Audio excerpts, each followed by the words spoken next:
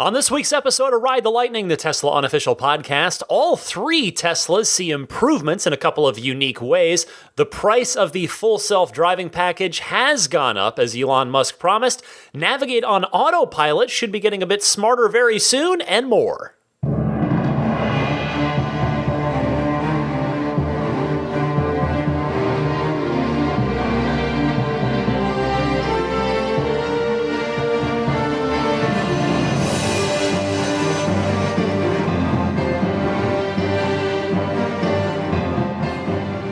What's happening, my friends? My name is Ryan McCaffrey. This is Ride the Lightning, the Tesla unofficial podcast, episode 222. That's a palindrome for November 3rd, 2019, aka the month that Blade Runner takes place, aka the month that we should see the unveiling of the Tesla Cybertruck. So stay tuned for that in probably within the next 4 weeks or so.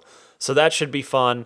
I'm normally joined by Daisy the Boxer Puppy, but she is currently snuggling up in my daughter's bed upstairs. She's doing her puppy job of helping that kid snuggle away to sleep.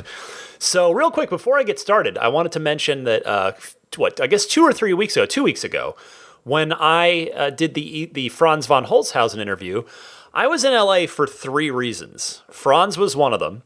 The other one was an IGN work-related reason. I went there to preview Star Wars Jedi Fallen Order, which was super fun.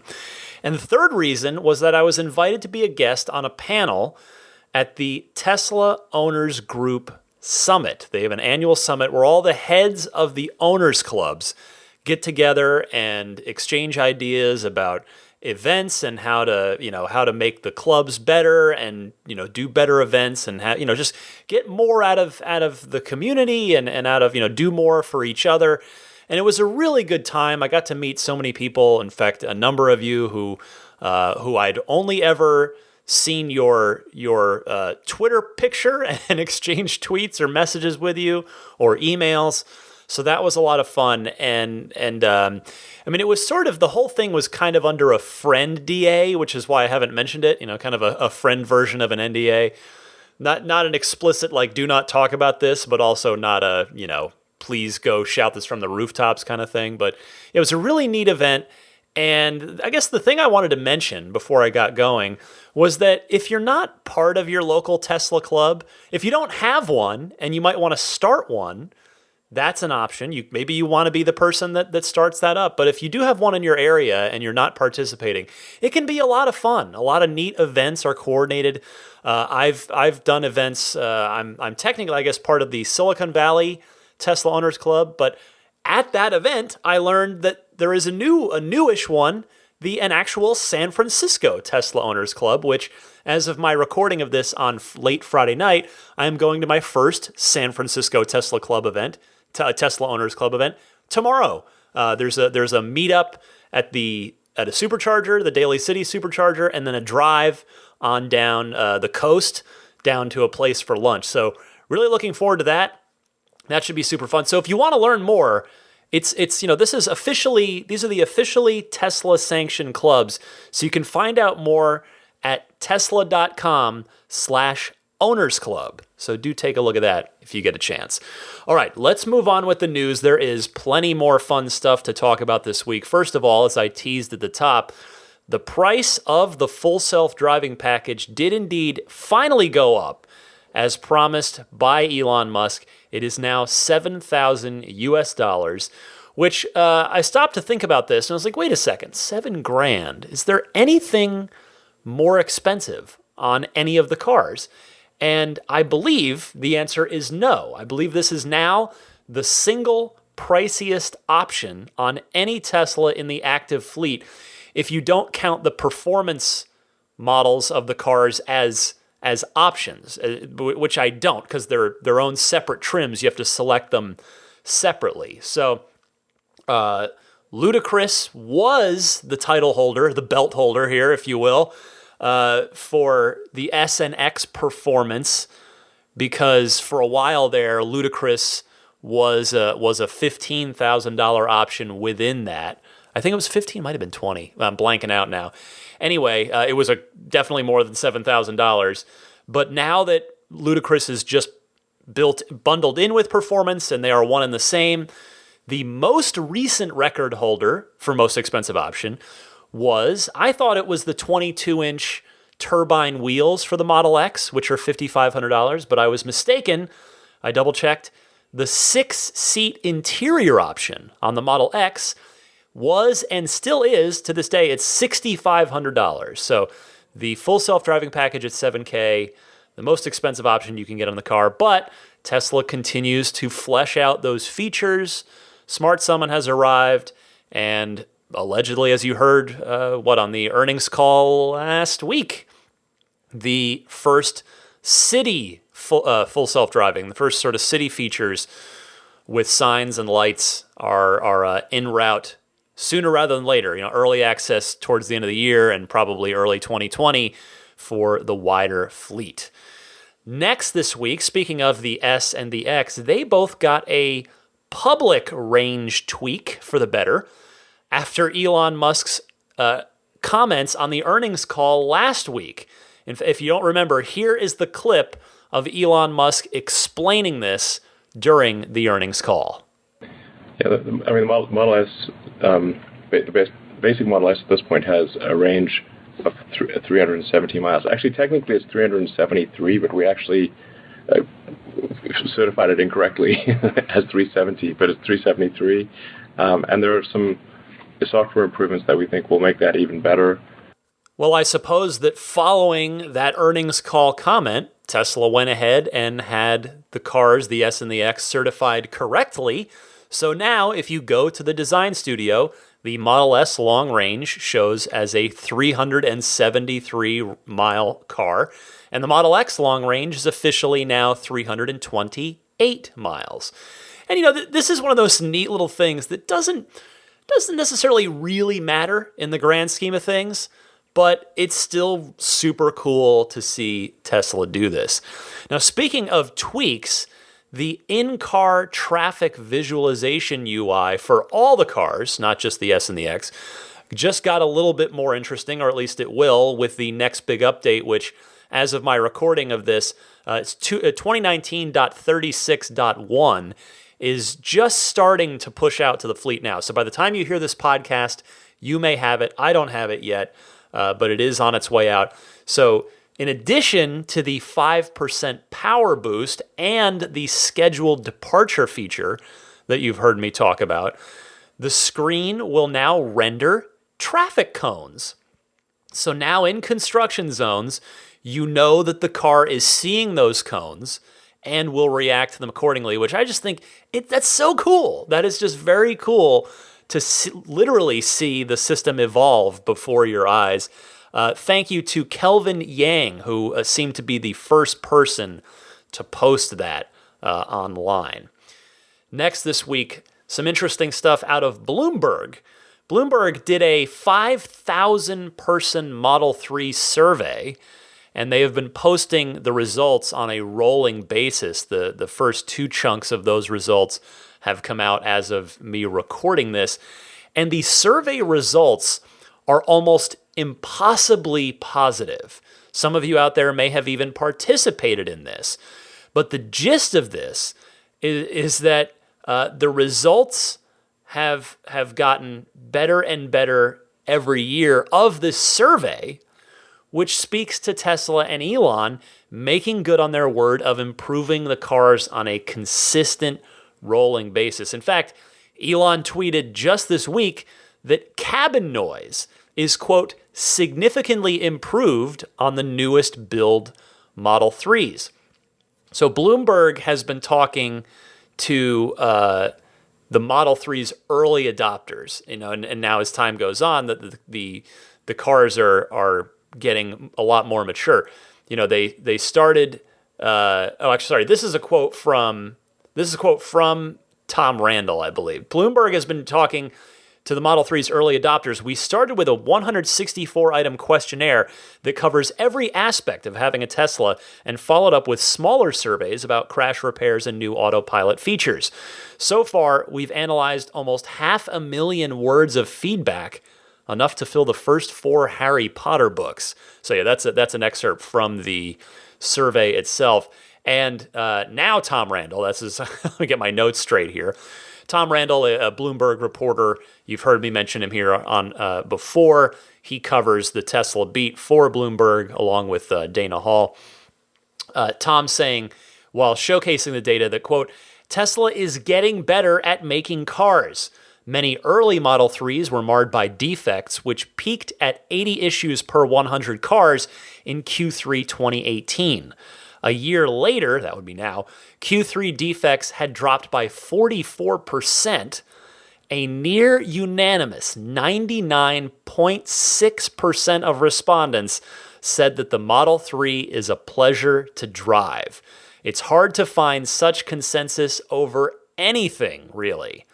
End quote. So again, this is a 4-part results story that's going to unfold into next week. If there's anything else interesting in those final 2 parts, I will certainly share them on next week's show. But this first bit is simply encouraging. It's very, very encouraging. And I want to send kudos to the entire Tesla team, manufacturing, General Assembly, everybody, for making these build quality improvements. This is great. And then on the note of Elon commenting on cabin noise, I would really like to take a ride in a new build Model 3 at some point to see if I can hear any difference in the cabin noise between, my July 2018 build and a new one. So thankfully here in the Bay Area, there's some way, somehow, I'll probably get that chance before too long. I'll say for my car, I get a bit of wind noise at high speeds.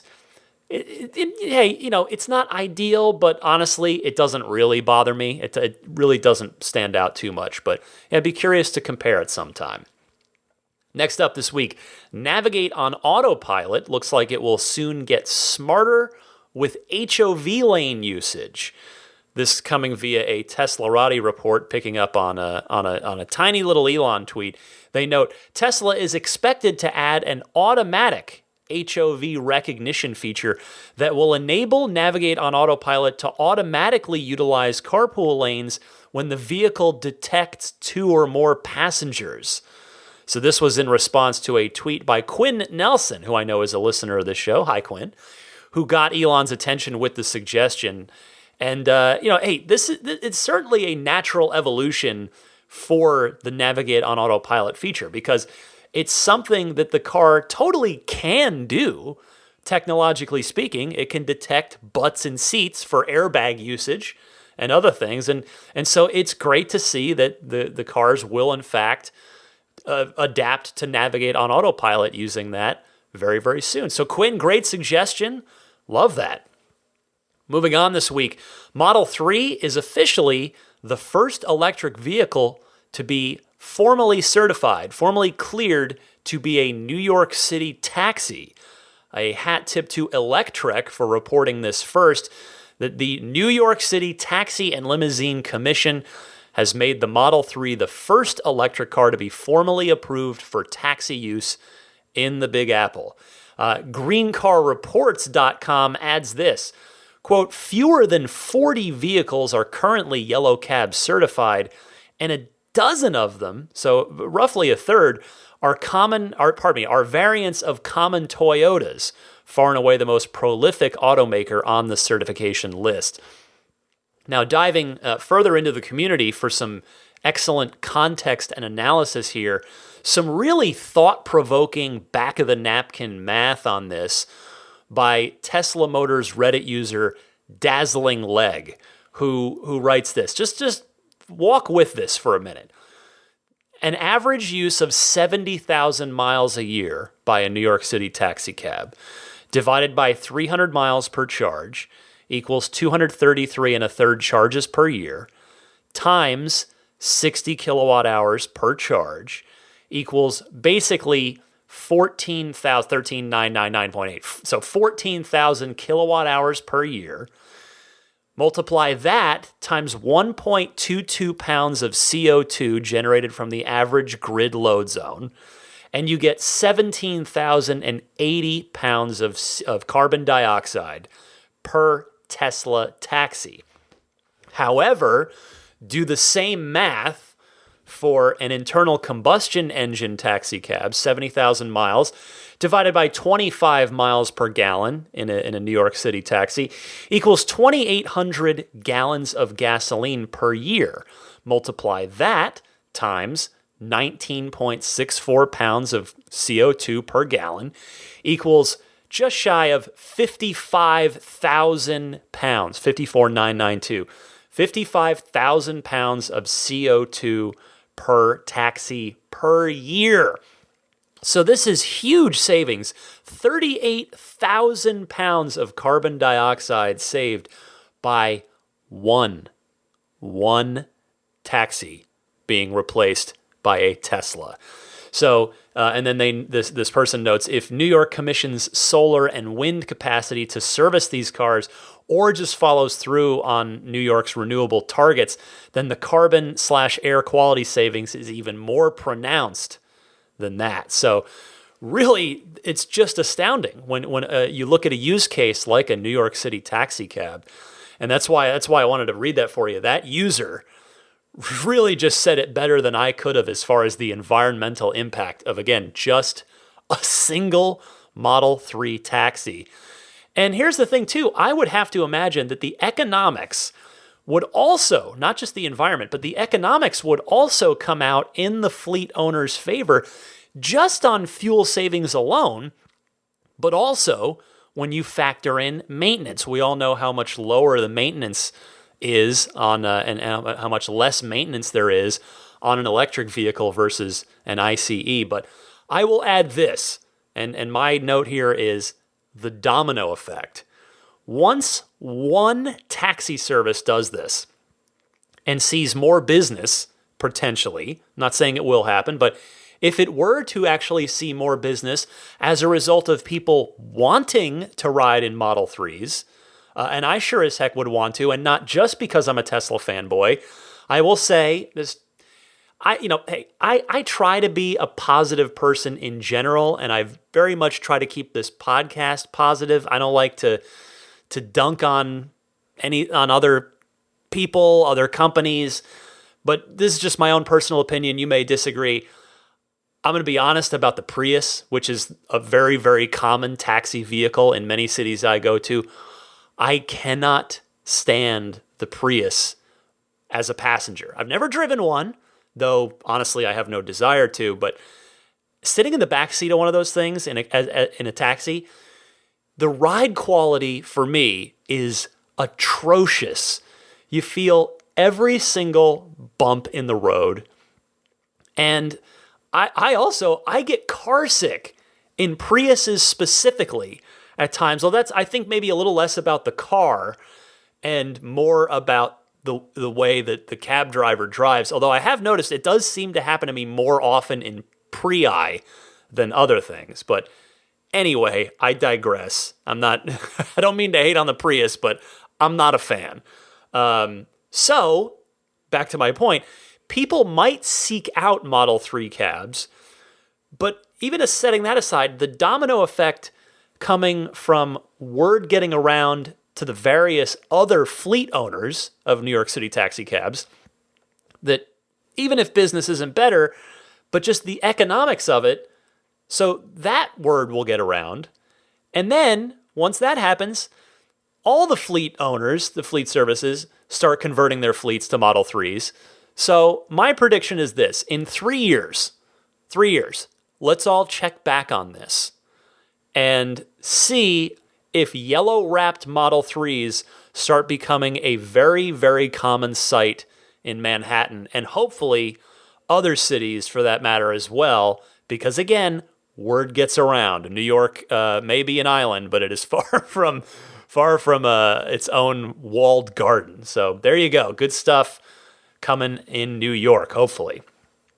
Let's see. I've got 2 more stories for you this week. First of all, I like to read this a lot. Tesla is making an effort, a real concentrated effort to take care of the original Tesla Roadsters and their owners. In fact, do I have any of you guys out there? I know there's Joe Edgel because I helped him buy the car, and I babysat it for a week before I shipped it off to him. Joe, I know you're out there with that beautiful red original Tesla Roadster, but I don't know, do I have any other Tesla Roadster owners out there? Because only 20, if you didn't know this is an interesting little Tesla fact. Only about 2,500 Roadsters were made total ever over the course of 4 years. But anyway, Tesla sent out an email to them, according to a thread on the Tesla Motors Club forums this week. And the email came from Tesla's Jerome Guillen himself, not just a random salesperson or a generic form letter, an actual, was, from Jerome.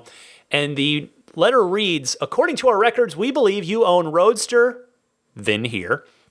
We appreciate your support for Tesla and its first product. We realize that we need to improve service for Roadster. We are putting in place a dedicated channel to help you with all your Roadster needs. This means dedicated service advisors, service technicians, and repair centers. You can reach this service by emailing roadsterservicena@tesla.com. Please note that this channel only services Roadsters. Please continue to use your Tesla app for all other Tesla cars, Model S, Model X, and Model 3. You can also trade in your current Roadster and apply the value towards the purchase of a Model S, Model X, or Model 3, even a reservation for a next-generation Roadster. Request a trade-in quote to get started. So the Roadster owners, quite frankly, and I don't say this with any kind of malice or anything, but just the fact is the Roadster owners have been pretty well orphaned for quite some time now.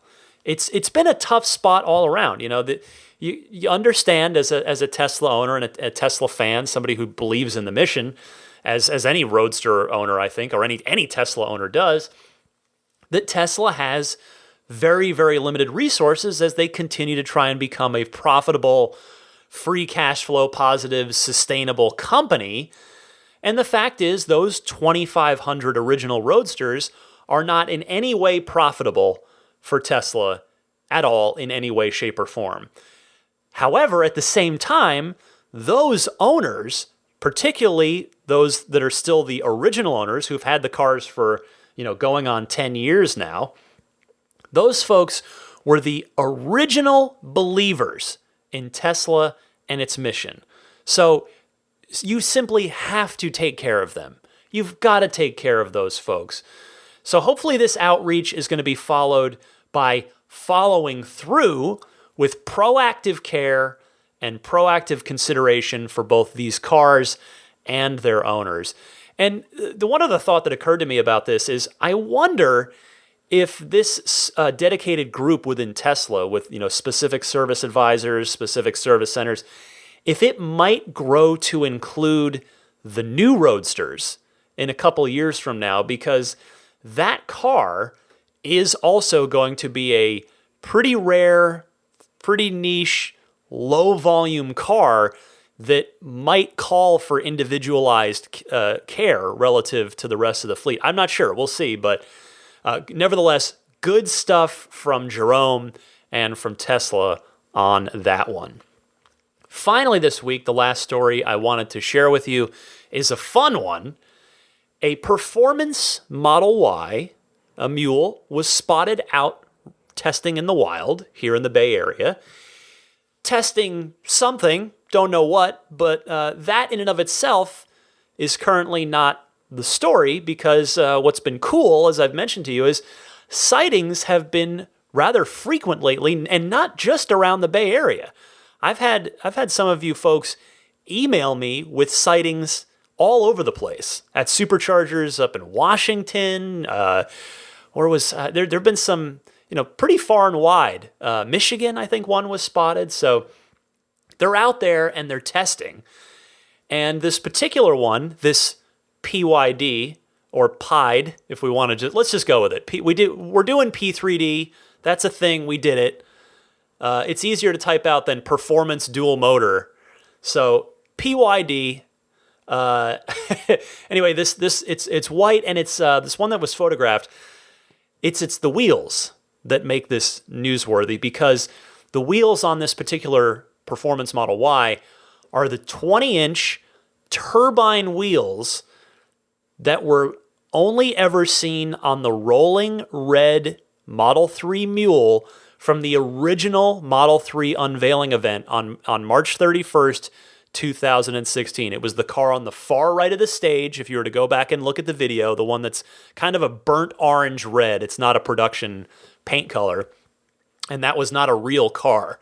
That was, again, a rolling mule, just a real body on top of, on top of a fake car.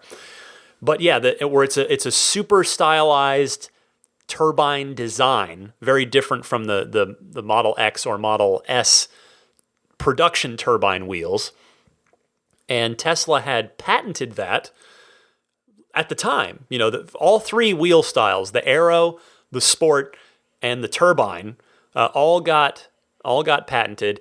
And two of the Sport and the Turbine, the Sport and the Aero got made, although the Aero got made, of course, in the 18-inch variety, not in the 20-inch, although we've since seen a 19-inch version of that appear not only on some on the Performance Model 3s in China, but we've seen that wheel on some of the mules, the Model Y mules. So they're testing all kinds of stuff with the Y.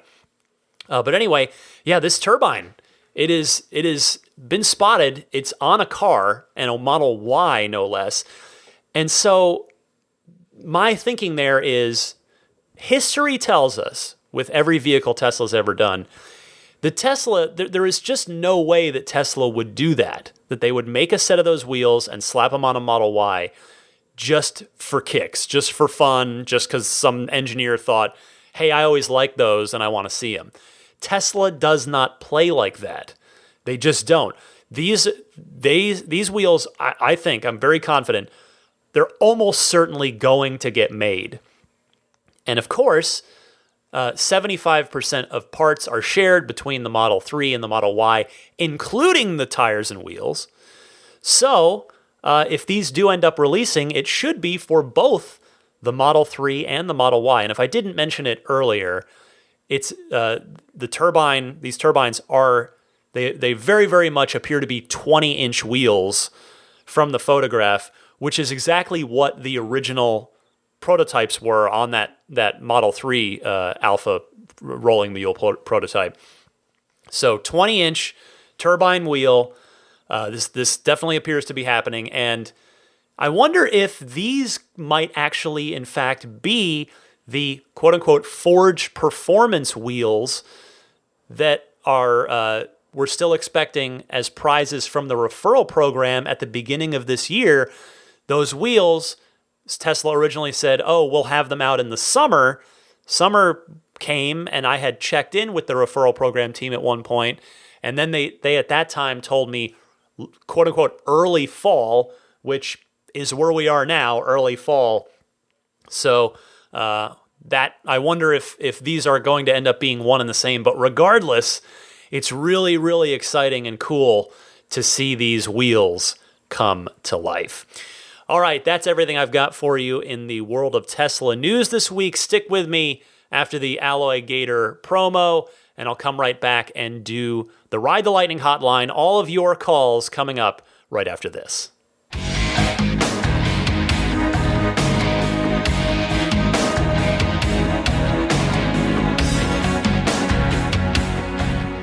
This week, Ride the Lightning is brought to you by Alloy Gator. Check them out at alloygatorusa.com.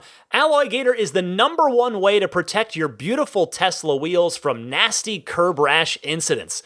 Alloy Gator comes in a variety of colors, so if you want to get something that blends in with your wheels, you can do that. Or if you want to add a little extra personality to your car, you can choose from 14 other colors to really make your wheels pop.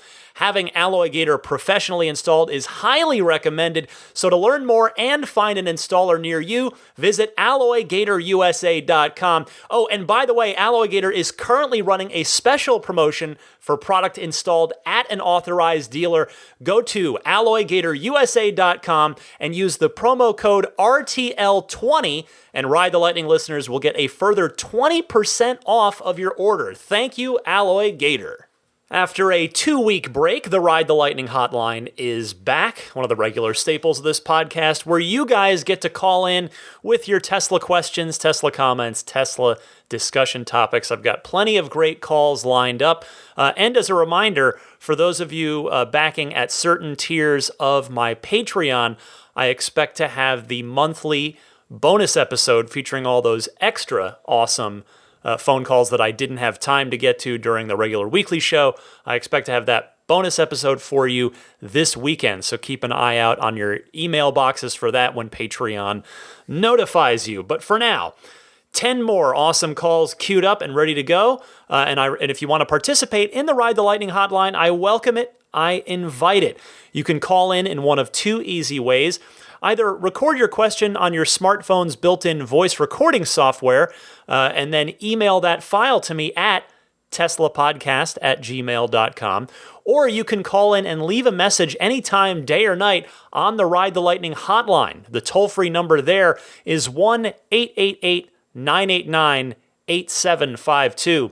Again, that's 1-888-989-TSLA. And a reminder, if you do call in, please try to keep your call to 90 seconds or less, a minute and a half, so that I can get to as many calls each week as possible. By the way, if you know someone special with an upcoming birthday, anniversary, graduation, or some other special occasion, you can give them a unique gift of recorded voices from friends and family telling them why they're special.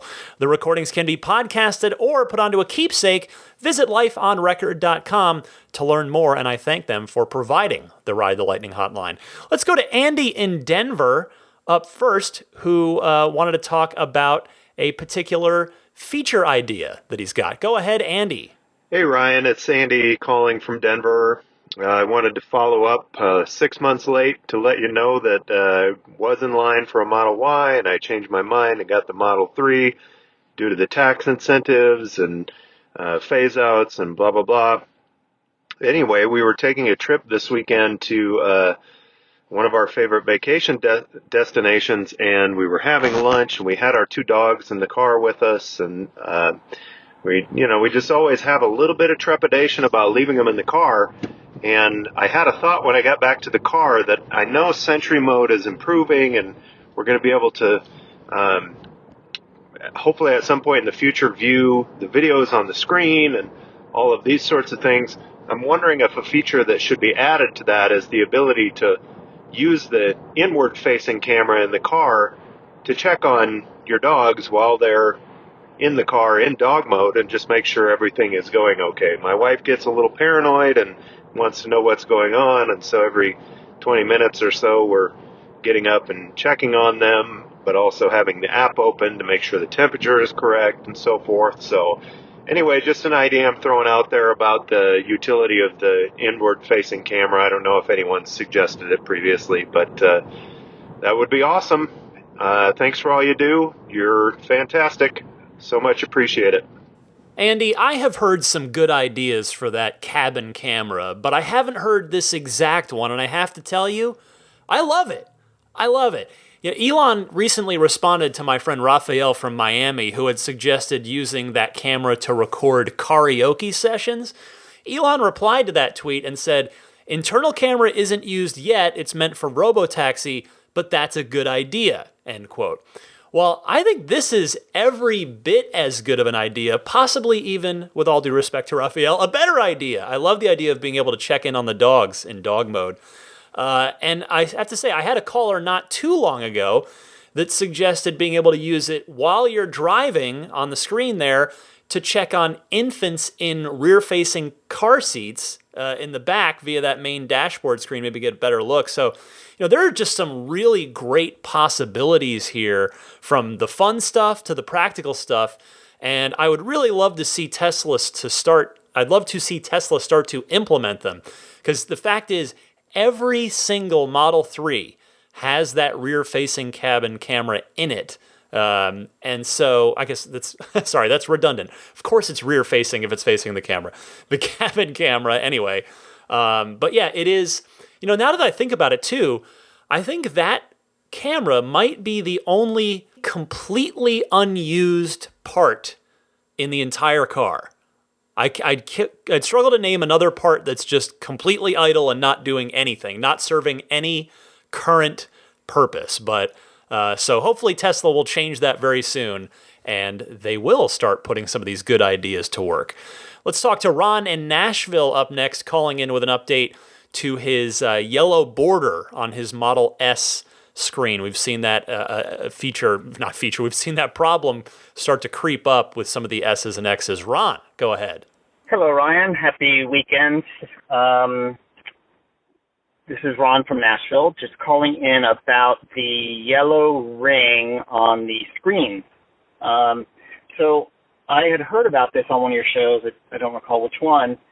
And sure enough, I looked up, and on my 2017 Model S, I am getting that yellow/orange ring around my screen. I actually had not noticed it until I heard it on the podcast.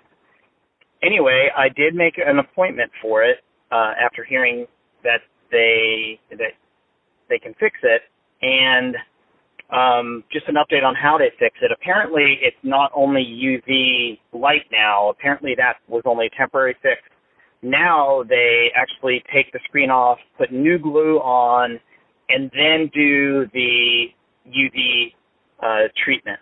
So it's a little more detailed than just doing the UV light now, apparently. This is what I was told at the service center. But just wanted to give you an update on how they are fixing that, and thanks for bringing it to my attention. And like all things Tesla, they are addressing it and making it better. Thanks a lot. Love the show. Bye. I appreciate that call, Ron, because that first step with the glue is news to me. I had not heard that. Thank you very much for letting me know about it. Presumably, that's something that Tesla has learned recently, and it will help ensure that that discoloration never comes back. Cheers, Ron. Thanks, as always, for your calls. Luke from Wellsboro, Pennsylvania is up next, and he is Tesla shopping. Let me see if I can help him out. Go ahead, Luke. Hey, Ryan. This is Luke Losinger from Wellsboro, Pennsylvania. I'm in the market to get a Tesla. I've been a long-time listener, and I'm really, really getting excited for it, but I have a couple questions. So I'm thinking about either getting a Model 3 new or maybe a used Model S. I was wondering if you knew of any pros and cons between the two. I'm also curious on whether or not full self-driving is still going to be an option on some of the earlier Model S's. Basically, I guess the general gist of what I'm asking is there a specific year that I do not want to go behind if I do go the pre-owned Model S way? What would you recommend? Like, ignoring like the finance, because of pre-owned Model S and a new Model 3, they can be right around the same price given the year. Which do you prefer, or which do you think would be a better for an overall experience for someone who is new to the EV market? Love the podcast, man. Take care. Hello, Luke. This comes up from time to time, but it's always a valid discussion for people that are new to the podcast. And now, obviously, this is my own opinion, not any sort of gospel, but I think that the scales tilt pretty heavily in favor of a new Model 3. Only relatively new Model S's, as in sort of the past couple of years, are going to be full self-driving capable. That's number one. On the 3, you will get basic Autopilot included versus a used S.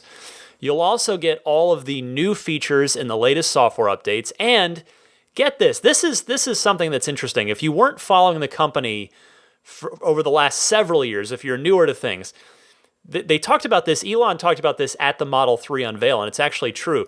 The cabin size of the Model 3 is almost the same as in the Model S. The S is wider, certainly, but as far as the legroom and the headroom, it's actually very comparable. You know, it's the rest of it that's bigger in the X, certainly, or the S, pardon me, not the X. Yeah, I mean, the cargo capacity, meaning. So unless you really need a ton of cargo space, I would personally take the 3 over a used S pretty much every time. Now, the brand new Model S's are a different story. The Project Raven cars, they're 373-mile range cars, but you're probably looking at comparable range as well on a used S and a new 3. So that's my opinion of it. The good news is you can't lose either way. That's almost always how I end these whenever this comes up. It's like you can't lose either way. If you're buying a Tesla, you're probably going to end up happy, but that's my opinion on it. Good luck in your decision making and have fun either way, and I guarantee you will have fun. Longtime caller Anwar Beck is up next with a question about the standard range Model 3. Go ahead, Anwar Beck. Hey, Ryan, it's Anwar Beck, your friends from the Tesla Geek Show podcast. Had a quick question for you and your guests regarding the base Model 3. I'm thinking of purchasing a base Model 3, so that's the $35,000 Tesla. I was wondering what type of battery is in there. I believe it's a 50 kilowatt-hour battery. Is it software locked compared to the standard range plus? The reason I'm asking is once I purchase this base Model 3, will I be able to charge it to 100% and not have issues with the battery? So that's my main question. Again, Model 3 base, if I get a base Model 3, which I believe is software locked, I should be able to charge it to 100%. Is that correct? Thanks, man. I appreciate it. Keep up the great work, and always enjoy listening to your podcast. Take care. Yes, it is indeed software locked. It's actually a bit of a weird process.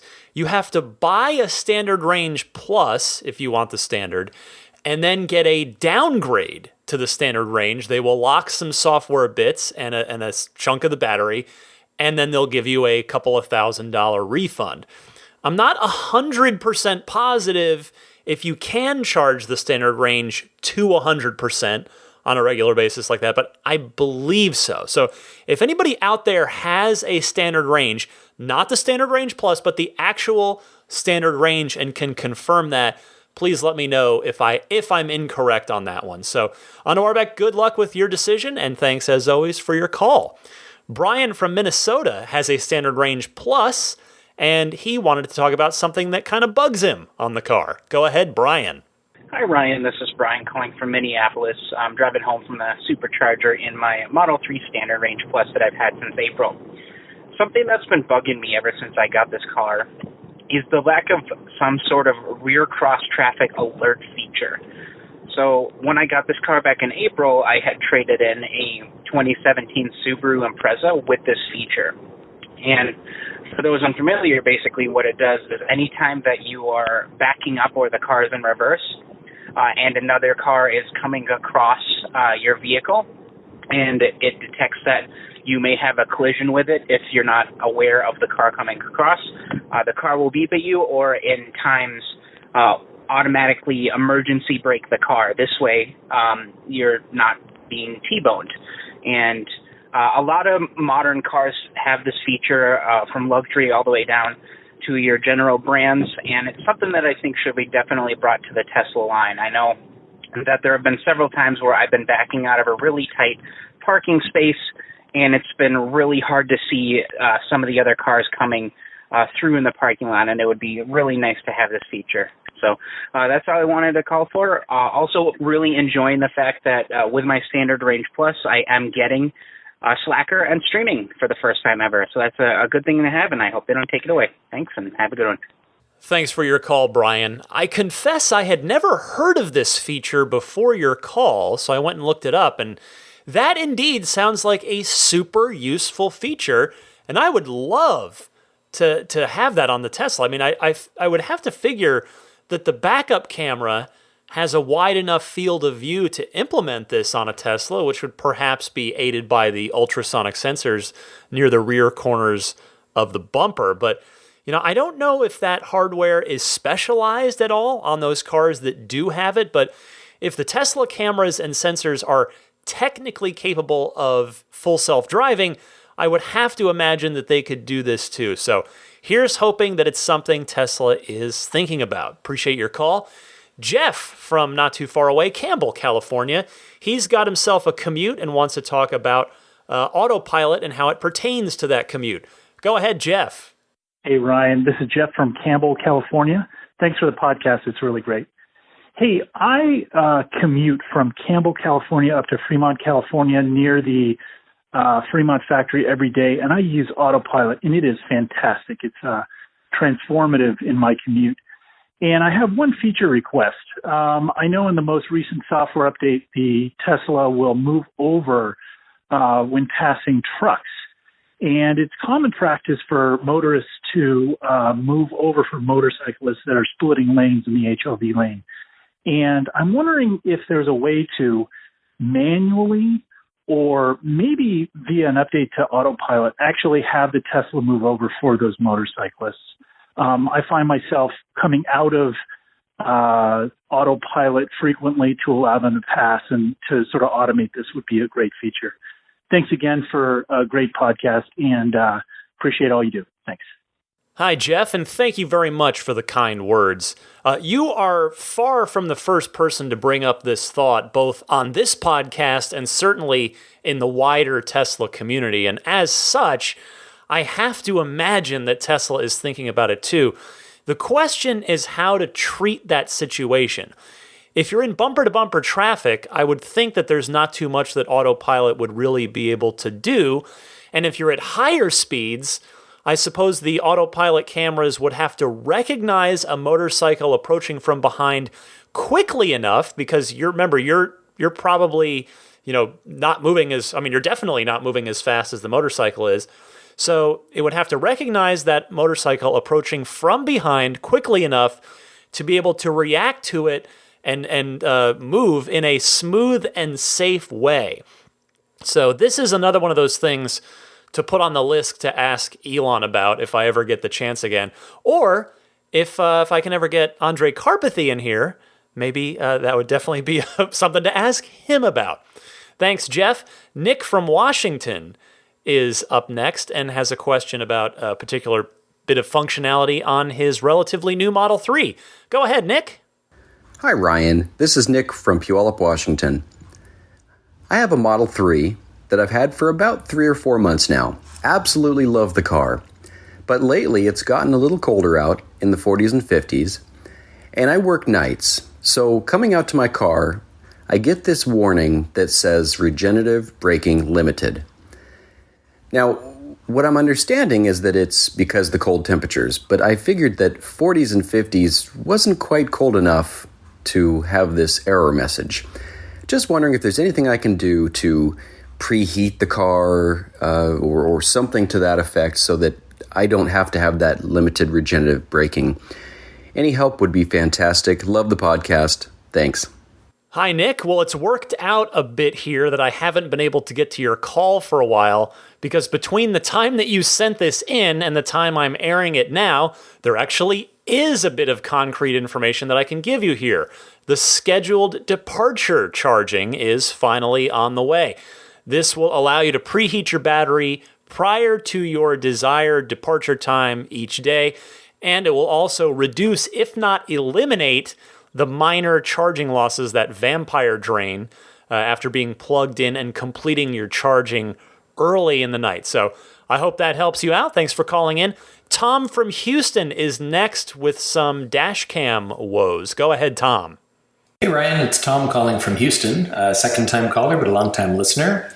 I wanted to call and see if other listeners are experiencing the same thing. I've had some trouble recently with my USB drive for my dash cam. I keep getting an error message that pops up that says that the drive is too slow and that I need a drive that records at least 4 megabytes per second. I've used this drive since I've gotten the car about 10 months ago, and I've never had this issue before. This started occurring just before V10 was pushed out, so I'm thinking maybe this is software related. I've reformatted the drive several times, and every time I reformat it, before I do so, it tells me there's an error on the drive, and you can actually repair it in Windows or on a Mac. But it doesn't seem to do anything. It just continues to, cause this problem. Just wondering if other people are experiencing the same thing. It seems to be corrupting based on the software, and that it may be a system-related issue. The other thing is more of a comment, and I'm wondering if Tesla has ever considered imprinting the date and time and the speed that you're driving on in the actual dash cam footage that it records. I'm thinking that might be pretty practical in the event you get pulled over or there's a collision. You could actually prove the speed that you were driving and the date and time of the incident. Anyways, keep up the great work with the podcast and would look forward to hearing your thoughts on that. Thanks very much, Ryan. Take care. Hi, Tom. Well, the message about an error and needing to scan and fix it is sadly a quote-unquote normal thing, at least as of now. That's normal behavior. Fortunately, as you have no doubt noticed, you just let Windows do the fix and it works fine. For the too slow of a drive problem, I haven't run into that myself, but I'm certainly not dismissing you, and I have heard about that. My one suggestion is this. Have you tried a different USB stick to see if it happens in your car on other drives? If it doesn't, then maybe it's an issue with that particular USB drive. Also, by the way, I 100% co-sign your idea to watermark the dash cam footage with the time, the date, and the speed that you were traveling. I think that's a great idea, and I hope it happens. Good luck to you, Tom. Next up is Matthew from Seattle. Has a question about an hopefully upcoming software feature. You're on the air, Matthew. Hey, Ryan. This is Matthew from Seattle. Been listening for about a year. Love the podcast. I have a 2018 Model S 100D and had a quick question. With the upgrade to V10, which I love, the one thing that I felt was missing is integration with text messaging. And I wonder if you think that's coming at some time where you can actually see a visualization of your texts or at least get a notification through the car. Anyways, love the pod. Chat soon. Hey, Matthew. The good news here is that Elon Musk has addressed this, and he has done so recently, in fact. The last thing he said about it was that it would be in the next major release after V10, so effectively a 10.1, even if it's not literally called that. So who knows exactly when that will be, but the good news is that that feature does indeed appear to be on the way sooner rather than later. Our final call this week, last but certainly not least, it's Will from Lancaster in Ontario up in Canada, and wants to check in on an old interesting Tesla idea that was put out publicly into the wild some years back at this point. So this may be new to some of you, and I'll be curious what your reactions are. But Will, talk to us about it. Hey, Ryan. Will from Ancaster, Ontario here again. I'll keep this one shorter than the last one. I suspect that's why I didn't hear it. Maybe I'll hear it on the Patreon episode next month instead. But I'm binge listening to your podcast since I bought my Tesla, and I'm just in episode 41 right now, and they brought up the charging snake again that you brought up in episode 2. This may be addressed again in the next 150 episodes before I get completely caught up. But I was just curious if it's actually something that's made any progress in current day, considering this is still several years ago, episode 41, and I still don't see them anywhere. So I was just curious if you knew if that had been an abandoned idea or if it was still something that was in the works down the road. Anyway, love the podcast, and I'll talk to you again, I'm sure, in the next 40 episodes. Ciao. Will, first of all, I tip my cap to you for going all the way back through a couple hundred hours worth of podcasts. Thank you so much for tuning in. To your question, it seems like it's on the back burner, but I refuse to believe that it's been scrapped forever. They had a prototype working, and by the way, again, if you're unfamiliar with this, please look it up on YouTube. It's from an official Tesla release video. It is an automatic charging snake, which is exactly what it sounds like a dancing king cobra to a I'm not sure the name of the wind instrument, whether it's a flute or something else that you typically hear in classic stories of a cobra dancing out of a bucket, a basket too rather. But so it's that, except it automatically plugs the charger into your car. So again, they had a prototype working. You can see it on YouTube. And Tesla is going to need a solution for whenever the full level 4 sleep at the wheel, full self-driving is working and you want to drive to your parents' house a couple states away and have the car take you there overnight while you sleep. You're not going to want to wake up every 2 to 3 hours to plug the car in manually. So no news lately, but I think we will still see movement on this project in some way, shape, or form in the next couple of years. Thank you so much to everybody who called in. And thanks to everybody who will call in, because I invite you, I welcome you. And again, the 2 easy ways to do that: use your smartphone's built-in voice recording software or dial up on the Ride the Lightning hotline. I give you that information at the top of the segment. Again, either way, please keep your call to 90 seconds or less. Thank you all so much, and stick with me. I'll be right back to wrap up the show with some parting thoughts as well as the pro tip of the week right after this.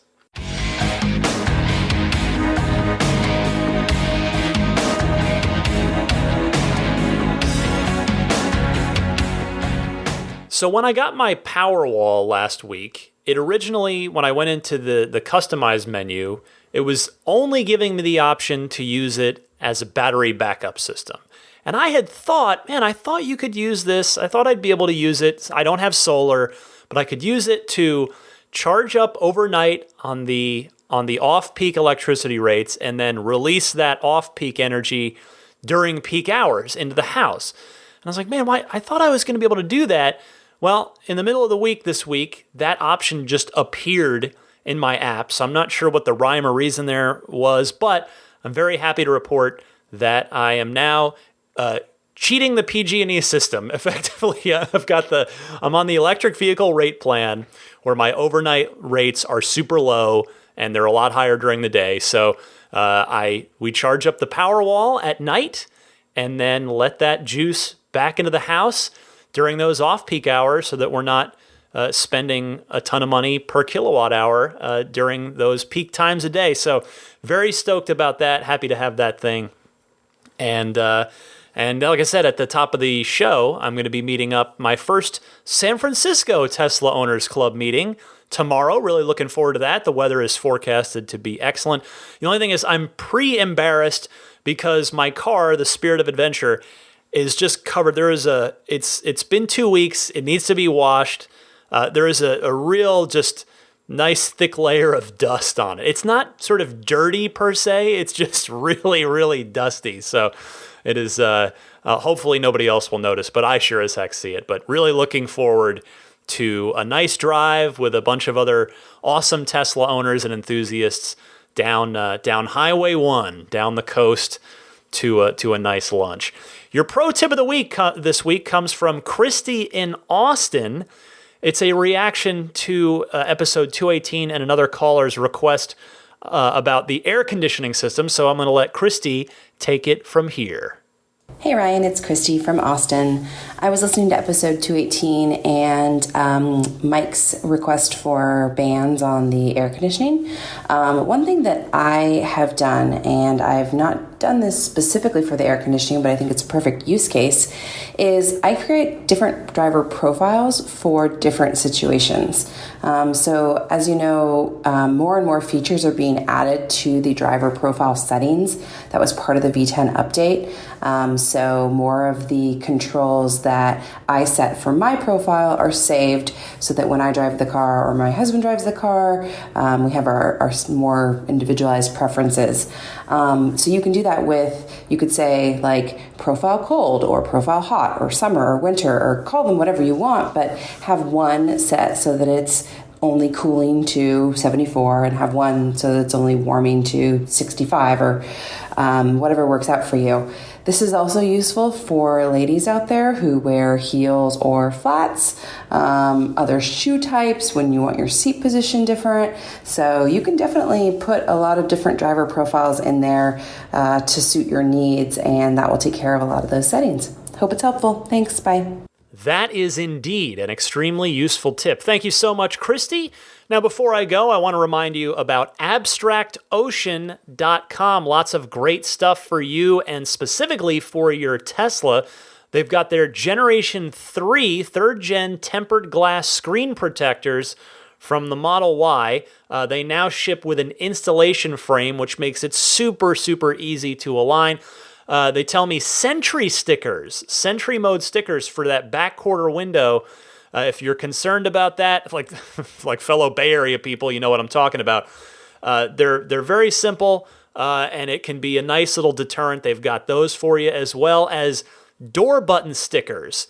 If you've got a lot of people in your car and you have to explain it, there's just that little line on the door release button in the Model 3. There's no obvious way to let people know how to get out, and you don't want them to pull that emergency release handle. So they are selling, Abstract Ocean is selling those little door button stickers that have a little door open icon on them, if that is of interest to you. And I say all that because Abstract Ocean continues to offer the listeners of this podcast 15% off of your very first order. So go to abstractocean.com, pile everything you like into your shopping cart, and when you check out, use the coupon code RTLPodcast at checkout and get that 15% discount off of your first order. Meanwhile, Immaculate Reflections, taking great care of me and my car, and they want to take great care of you. If you are in the Bay Area, you're going to take delivery in the Bay Area, you're just going to be in the Bay Area with your Tesla, and you would like it to have some extra detail, love, and care from a professional detailer, contact Immaculate Reflections. They're offering $100 off of any ceramic coating package, as well, or I should say, or, not an and, but or $100 off a paint protection film package, unless you do a full body paint protection film on the whole car. That will get you $250 off. If you're a active military member or military veteran, present your military ID for an additional discount. You want to get on Jeff's schedule. The holidays are coming up, so if that is of interest to you, get booked. You can contact Jeff at Immaculate Reflections via the website, which is irdetailing.com. And hey, you can see examples of his work there, or literally my Instagram, because my car is completely done over by Jeff. But if you want to see some other stuff, you can look on his Yelp page, which is yelp.com/Immaculate Reflections, or on Instagram, where his handle is Immaculate_Reflections. You can follow me on Twitter at DMC_Ryan. Same thing on Instagram. My email is teslapodcast@gmail.com. If you're ordering a Jada wireless charging pad or the Jada USB hub, both of those are for Model 3, I would greatly appreciate it if you would use the link I'm about to give you, because it's a referral link. No discount, I'm afraid. I wish I had one for you, but they'll throw me a couple of bucks as a referral from you having heard about it through this site. Like I said, I talk about these every week. I love the wireless charging pad. If you've got pretty much any modern smartphone at this point, it will wirelessly charge the phone, holds it in place. You can also turn it in landscape mode. So if you use Waze or any other apps that go landscape, the horizontal mode, you can set it on there and it'll work and still charge in the horizontal mode. So really great product there. And then the USB hub will add some additional USB ports to your car, plus that fake dummy door to hide your Sentry mode dash cam USB stick. So the website, the URL is getjada.com, GETJEDA, getjada.com/REF/8. You need that whole URL, please. And then there's Patreon, of course. If you feel at any point, whether it's today, whether it's tomorrow, whether it's next week, next month, next year, that I have earned your support on Patreon, if you enjoy the show, you want to support me and support my efforts here, I would sincerely appreciate that. But all I can ask is that you take a look at the Patreon page sometime. You can see what little extra perks and benefits are available there for you. And the website for that is patreon.com. That's Patreon.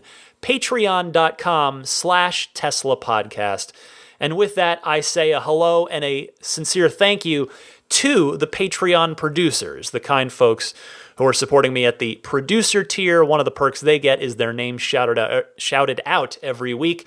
Our newest Patreon producer, thank you, Jeff Angwin, along with Stig Mickey Jensen, Evitricity UK, Will Stedman, Scott Gillis, Dennis Peak, Sunil Joseph, David Perella, Neil Weaver, Kaz Barnes, Charlie Gillespie, Aaron Appleby, Matthew Wright, John Cody, Chris Konesnik, Larry Lynch, Ron Lee, Rob Brewer, Tesla Owners Taiwan, Jeremy Harris, Daniel Grummer, Jeremy, Michael Waddle, Dorian Steve Guberman, Joel Sapp, Lyle Austin, Bill Royko, Brian Hope, Jerry and Mary Smith, Gabriel Salays, David Nondahl, Eric Randolph, Luke A., Ulrich Lassa, David Vakil, Rome Strack, Peter Chalet, Lawton from Chicago, Lars Hoffman, Tim Hyde, Joe Edgel, Jason Chalukas, Robert Miracle, Michael Lester, Logan Willis, Alexi Heft, Jonathan Wales, David Brander, George Cassiopo, Wolfgang Obergen, and Pete White. Thank you all so very, very much for your continued support. And if you're not already subscribing to this podcast, that's totally free, and I highly recommend you do that because doing so means that the new episodes, when they are released, which is, of course, every Sunday at 9 a.m. Eastern, 6 a.m. Pacific, it will get pushed out to you automatically. You don't have to remember to go find it every Sunday. So you can subscribe on iTunes/Apple Podcasts. You can subscribe on Google Podcasts. There's Stitcher, TuneIn, which is in your Tesla. You can get and listen to this podcast in your car. I'm on Spotify as well. Also YouTube. I have a YouTube channel. That's if you want to subscribe to that, if you prefer to consume your podcast maybe at your desk at work or something on YouTube. There's no video, but it does syndicate the audio. And then, I think that's all of that. So that'll do it. My name, of course, is Ryan McCaffrey. I think this is like the first time Daisy's not been next to me, but she's doing her job upstairs, helping that kiddo get to sleep up there. And if she's no doubt asleep herself, just the two of them cuddled up. So I'm sure it's very adorable. In fact, I'm going to go check on them right now because that dog's going to need to go out before I go to bed. So thank you all so much for listening. Your time is, in my opinion, all of our most valuable resource. We all only get the same 24 hours each day, no more, no less. So I appreciate you spending an hour plus of it each week with me. Until next week then, happy electric motoring, and I will see you next week.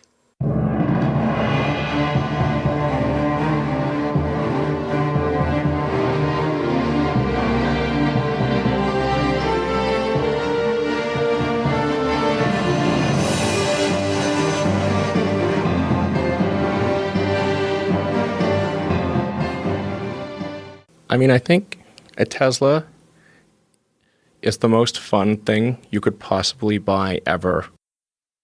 That's what it's meant to be. Our goal is to make it's not exactly a car. It's actually a thing to maximize enjoyment. It's maximum fun.